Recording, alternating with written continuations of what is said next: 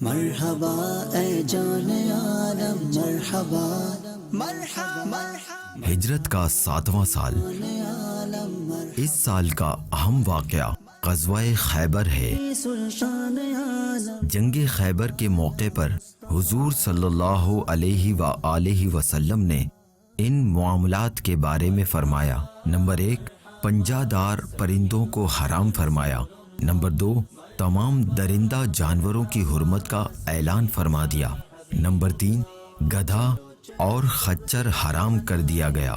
Number 4، چاندی سونے کی خرید و فروخت میں کمی بیشی کے ساتھ خریدنے اور بیچنے کو حرام فرمایا اور حکم دیا کہ چاندی کو چاندی کے بدلے اور سونے کو سونے کے بدلے برابر برابر بیچنا ضروری ہے۔ اگر کمی بیشی ہوگی تو وہ سود ہوگا جو حرام ہے۔